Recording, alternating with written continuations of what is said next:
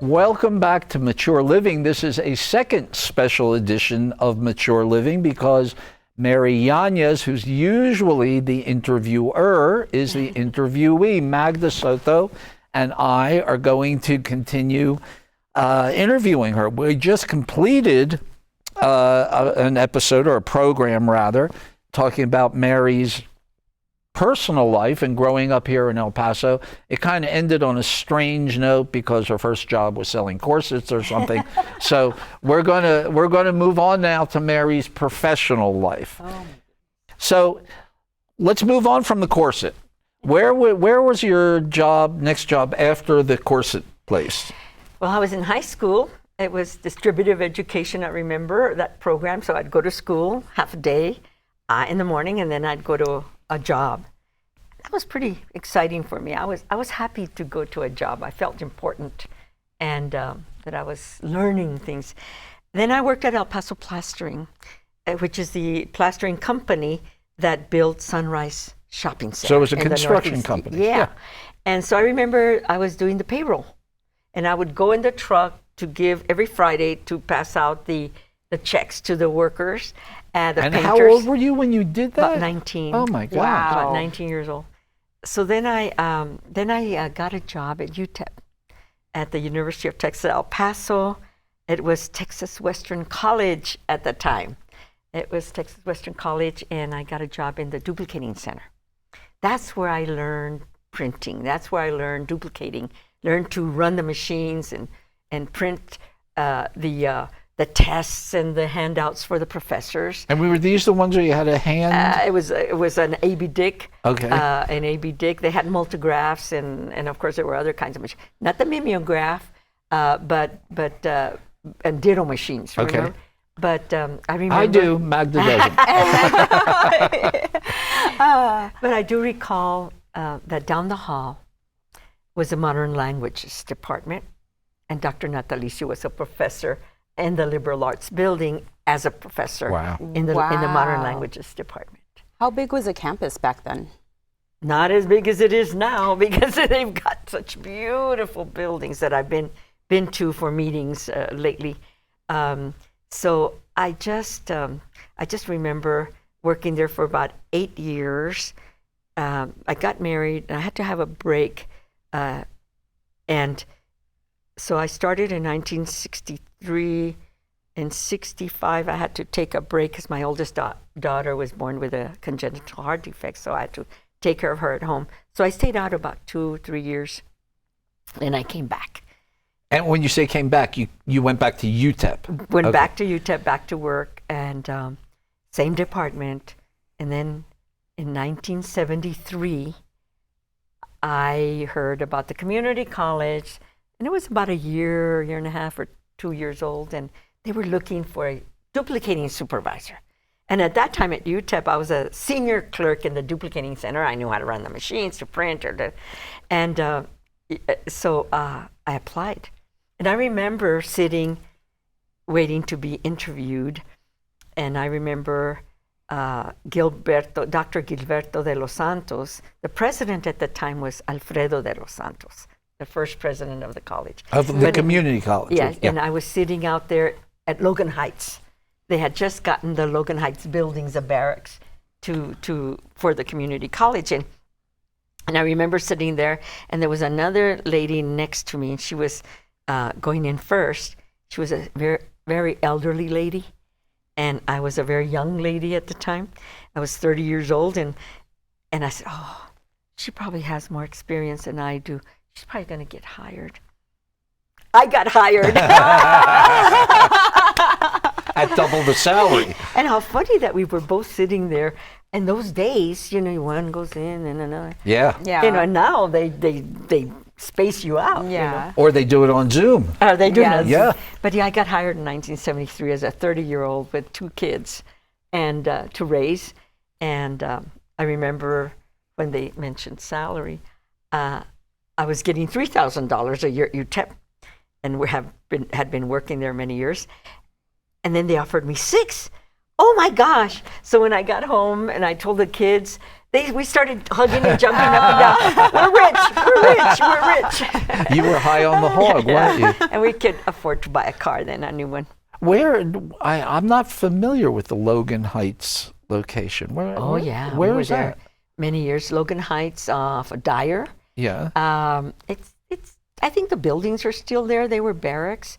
And I remember when I started working at the college, our duplicating center was in the kitchen, and our counter was where they set trays, the dirty dishes. That was our counter. and we were next to the kitchen, and boy, there was a lady, a cook, black lady, wonderful cook that made the best candied yams, and our Xerox machine, our copier machine, the Xerox machine was in the kitchen. So we'd go to make copies. I mean, everything was like new and struggling and not, the college was just getting started. Imagine what we are today. Oh my God. And how we are today. That's amazing. And the campuses. I mean, we're at one now. Yes. What are we, off of Viscount, I guess? And there are two big buildings.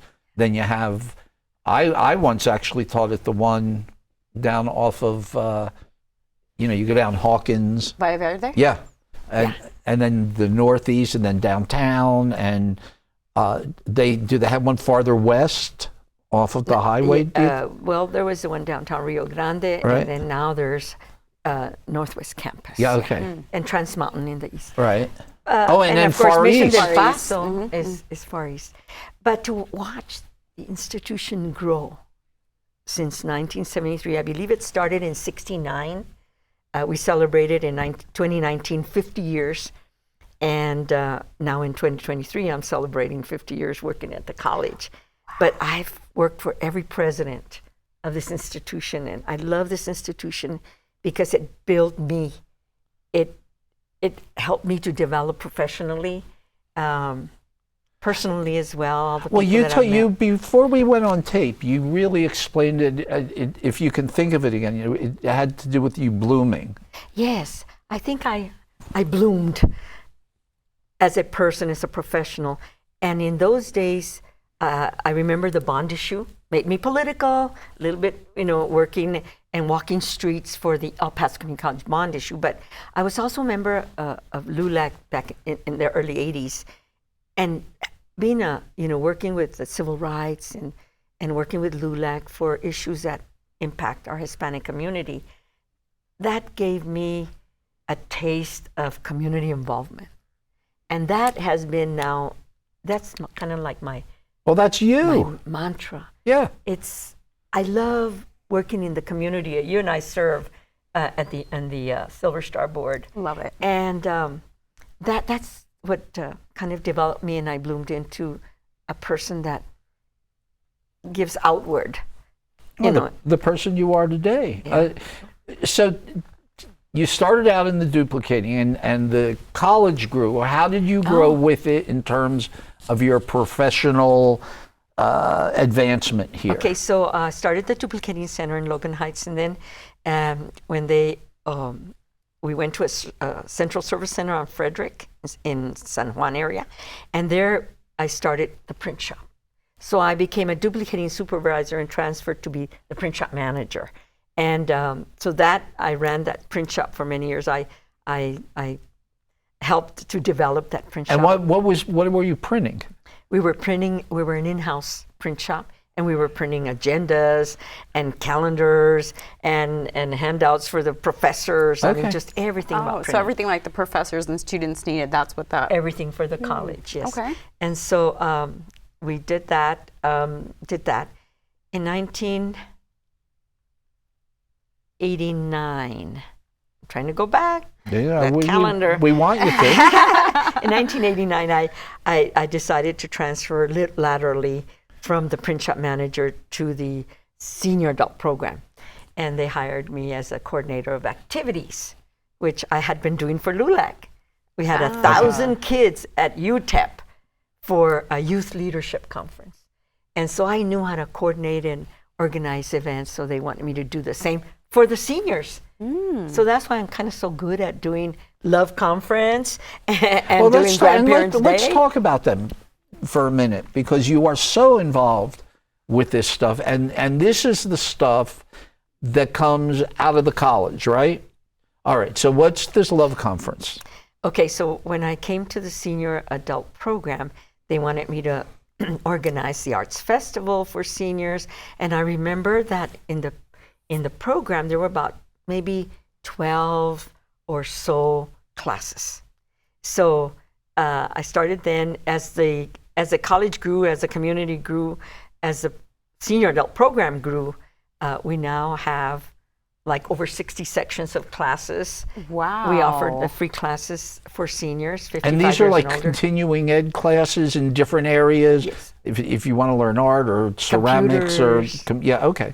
Yeah, And they're Nice. all free, you said? They're free. They're tuition-free classes, and it's supported institutionally. It's an institutionally funded program, the senior adult program. And so from the early start, and I just met a colleague recently, Roberto Garza, who was working with the senior adult program back when in its inception. I've watched that program grow quite a bit, and I feel very proud of where we are and that we're serving our elder community. And tell us some of the other conferences that you do. Yeah. Well, we have 3 big conferences. We celebrate in February the Seniors Love Conference, and that's a kind of an interesting start. One of our work study students went to one of the senior centers, and she had kind of a little talking group, and the seniors were mentioning everything that they're carrying, old hurts, and my mother-in-law never liked me, and things like that. And she says, you know what? And there was tears, and she says, I think we need to do something. We need to get the Attitudinal Behavior Center to come and help these seniors through these old issues. And they need a lot of love. Can we do like a love conference? And that was like about 27 years ago or something like that. And so we started the Love Conference, which is a conference for seniors that we have about 500-600 seniors show up to that. Wow. And that's Is that around the one- Valentine's. And that's at Bassett? And no, that's here at the college. Which one? But we've had it. And You have had it at Bassett. Is that Love right? Conference, yes. Okay, yeah. So now we also have And is it over here in in this? the Administrative Service Center of the Okay. college, and I think you've been there probably as an exhibitor. Probably. Yeah. Probably. Then we moved to Grandparents' Day. September is National Grandparents' Day. Second weekend of September, we celebrate grandparents because of the Senior Adult Program. They love these events because it's all about entertainment. They have a great time. It's our gift to them for Grandparents' Day. Then we have a Christmas show, Navidad on the Border. And so we have Santa Claus and Christmas carols, and they just love these variety shows and events that we do for the community. Also very well attended, 500 seniors, 400 seniors. Really? Yes. And is the it big also ones at the? in our facilities, our college facilities. So, yeah, we're proud of what we've done with the program. I would think so. And my involvement through the college, allowing me to serve on boards, allowing me to serve my community, and especially my peers, seniors in this community. Well, I think, that's probably very smart of the community college, I hope I don't get you in trouble, administration, because you're so well known in the community. You're so active in the community. You're involved in just a multitude of activities that it only reflects well back on the Yes. community college. Yes, and one of the things that I have to mention is that allowing me to do things, start up new things. This show, Yeah. Mature Living. So remember, I came on board with the Senior Adult Program in 1989. In 1991, a couple of years later, this show started. Was it your idea? Well, no, not really, but I have to tell you the story I'll if take you credit don't for mind. it. Bob wants to take credit. But Danny Mata, who was the director of the TV department, went to visit his in-laws to Carlsbad, and they were sitting on the porch with his father-in-law, and he says, Danny, you're running that TV thing over there at Communica. There's not enough shows for us old folks. you got to go back and do something about that. So he came back and he called me and he said, Mary, can you come to my office? And I said, yeah. So I was there. He says, how would you like to start a TV show for seniors since you're the senior adult program director? I said, but I don't have any experience. I don't know anything about media or television or community. He said, well, we'll help you. We'll help you. We'll get it started. We'll give you a half-hour show and we'll help develop it. We didn't even have a name for mature living at that time. Nacho Acosta, who was the sound technician, gave us that beautiful name that is so well known now. But you know what what you always had was that incredible smile. Yeah. So when he said, will you do it? Well, I just don't have any experience. Okay, I'll do it. I'll do it. I was just taking a risk. Who knows how long it would run? Maybe it would be shut down in a year or two or whatever. Oh my gosh. Well, do you remember your first guest? Yes, as a matter of fact, I was the first guest, and we had some seniors, two seniors, Mr. Rojas and Miss Aguirre, who interviewed me for the senior adult program. Oh, that is a nice circle. I like that. I was their that first we're coming till today. Yeah. Oh, I like that. The college started the senior adult program in 1981. And so I came on in 89, the TV show in 91, and you haven't stopped. I haven't stopped. And I think it's very interesting. Personally, I think there are a lot of people who live in this town that are fascinating. They have many talents, they have great histories, they've done super things, and you've had a lot of them on here. Yeah, and the interesting thing is, Magda, the hairdos. I won't take that as an insult. The hairdos, the 90s, the big hair and the perms and I was thin and now I'm chubby and the clothes, like growing the old wardrobe in front of a camera from 89 to today, 2013. I'm going to have to go back and watch those shows when I retire in my rocking chair. Do you have a favorite guest? Other than us? Many. Yes, please, other than us. Yeah, other than you guys. Ali was my favorite. We used to go out to the community. Ali, I don't remember his last name, but they used to call him Ollie. And I remember Pat Ebert and I went on location to the Memorial Senior Center. 90-year-old. Oh my God, what a sense of humor, what a great interview. And I want to watch that one again. I want to watch that interview because he just threw those little one-liner jokes. He was so pleasant to interview. That's my favorite. That was my favorite. I'm sure Ollie's been long gone. Oh. But yeah. So, you mentioned Ollie, and I know you know a woman named Lynn Provenzano, Yes. who does the Ollie program at UTEP. Do y'all ever do anything together? We do. Yes, I've had them on the show. They love coming to the show to talk about their programs. To promote what they do. Yeah, what they sure. do. And they come to our love conference. They have a table. Oh, they want seniors to also take Sure. their classes. Yeah. Yeah. That's great. Yeah. What you had said something, and I was going to say something very clever that left my mind. So now I want to talk about that. So professionally, you've been in this job for 50 years. Yes. Which is just fabulous. They picked the right I feel like I person? want to apologize because I know that nowadays you don't stay longer than 2 or 3 years and you move. Isn't that amazing though? How we were brought up that way. Certainly, you got a job Longevity. and you stayed there. My dad, my parents. So then it doesn't work that way anymore. No, it's just a stepping stone. So now, but I've stepped stones at the college. And I'm sure you stepped on a lot of. Yes, bones. But so now let's kind of go into I know the school has you in community involvement. We talked a little bit about that, and you were involved in LULAC, and probably from almost the beginning, yeah? Yes, kind of in the 80s when I joined LULAC, and I remember also taking toasters, what is that called? Toastmasters. Okay. To learn how to Speak. speak, and I think that helped me a lot to be able to be in community and be able to think and express. That helped me a lot. Toastmasters. Yeah. I remember they rang a bell every time we repeated a word or went, you know, and they'd ring a bell, and it kind of like, you know, behavioral training. Oh. So you may want to, if you're going to be a public speaker. It helps with stage fright. You want to do it, right? Stage, Sure. And it helped me too.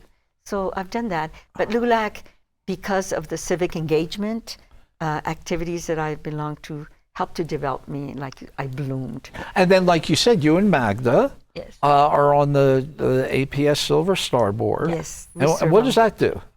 Magda? I forget that. Well, of course. And it's so much fun doing the APS Silver Star board because we're there to support APS. So there are certain things, of course, that APS cannot do, and the board is there to help to make sure all of their needs are met. Yes. And it's a great thing to be We involved have a in. great conference. We do. in June. Yeah. And it is coming up. So much outreach that they try to do to make sure people know that there's resources available. Yes, that's the main And thing. what's this shrimp boil thing? Oh, I belong to. That's another my email organization. doesn't stop. That's a veterans organization. I All joined right. a year or so ago, and is the AVVA, the Associates of the Vietnam Veterans. You know, they got a bad rap when No they came kidding. home. Yeah. And so Vietnam veterans are elders. They're my peers as well. Many of the young men that went to the Vietnam War were my age or a little younger. Yeah. And so we do events and we do programs. We're involved in the veterans parade, and so we do fundraising to help veterans, Vietnam veterans, and so we're doing a shrimp boil, and that's just one of the ways we can fundraise. And the only way I know about that is, you know, my email box keeps getting filled with. I'm the one How sending many the- tickets do you want for the shrimp boil? Oh, you, Oh, Miss Mary. that's I'll tell you more about that. Well, I'm not sure. Okay. And then you told us just before we got on, that you are now a representative to the It's the Silver-Haired Legislature. which is what? It's many elders come together in Austin, representing their districts in the Silver-Haired Legislators, and through the Area Agency on Aging, Rio Grande Council of Governments, I applied for it. They send it off, and I got selected. And there are 4 representatives for our area. I'm one of them. Do you know who else is with you? No, not right now. I Okay. think. But I'm going to be going to Austin. I will be talking to people. Tell me what are the issues that I should take to Austin. And what happens is they gather, we submit resolutions that we want to Texas. Oh my gosh! Oh my gosh! Birthday!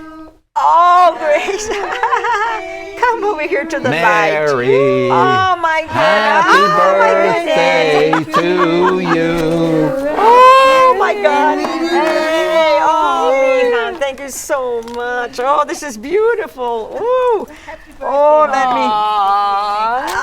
Nancy, Laura, oh, Piers, one of our students, and one of our instructors. I get a little bit of everything.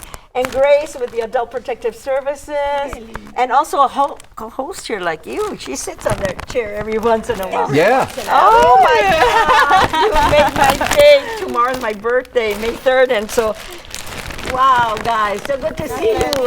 Well, we figured. How do you all keep secrets? I can't. Here, this is for you. Oh, shall we put it up here?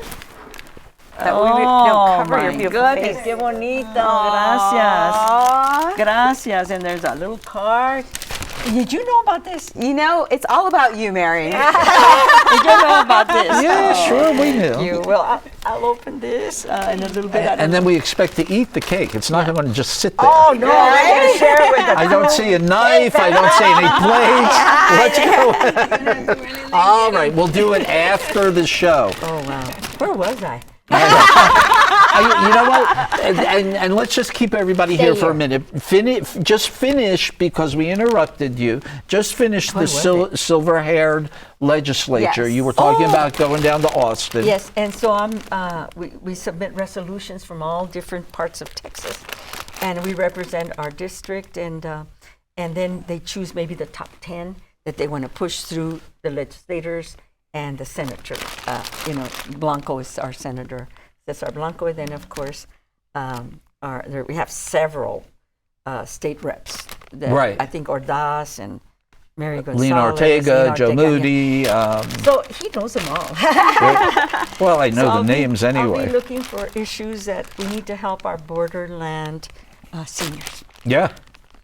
And you and I have talked about a lot of them. And now that I know you're a big I won't shot. have any trouble. I think there's a lot of issues, right, Grace, Yes. that we can Yes. take to Austin and say we need help with this or that. Yeah. So tell the story about your birthday party where your mother was separating bodies. Oh, my sweet 16 birthday party at the house on Pershing. Oh my gosh, I was at El Paso Tech. And so I said, Mom, can I have a birthday party? Yes, yeah, you can have a birthday. So she, they came and she put out a little bowl of potato chips and little punch, and, cookies and stuff. Well, what happened is we got bombarded with a lot of kids. I don't know where they came from, maybe from different schools. They were in the living room. They would turn off the lights. My mom would turn them on. So they would turn off the lights. And then they were outside in the porch and then all over, several houses and cars all over the place. Well, my mom said, you will never have another birthday party. Well, we proved your mom wrong today, didn't we? And of course, rock and roll, and they wanted to dance it cheek to cheek. The best kind of party. My one and only birthday party ever that I had, with permission from my parents. So hold on, Grace, I know what your relationship with Mary is, and I apologize, I don't know you guys. Nancy? And I'm Bob. You're Nancy? Nancy Green. And what's your relationship with Mary? She needs a mic. Good friend. Oh, you can't hear these guys, huh? Yeah. So you're a good friend. Me too. This is Laura Padilla. My name is Laura Padilla. I'm a writer. And I just met Mary in a course of expression of life that she... Our instructor, Expressions of Life. I've okay. taken this And class. so it's Laura Padilla, you said? Yeah, and I'm sorry, I forgot that nobody can hear you if you don't have a mic. But Nancy does the Expressions of Life class that I'm a student in. Yeah. Oh. And I've got some stories. I know she's got some stories to tell about me, and that'll be another show. We'll invite people that can talk about that. I think that's called a roast. I think We do our roast. I think that's We could have a whole panel. that's what we're going to do. Yeah. Oh, I love that idea. I love it. I'd like to be roasted, by the way, Magda. I don't know. You're too young. You got to collect stories.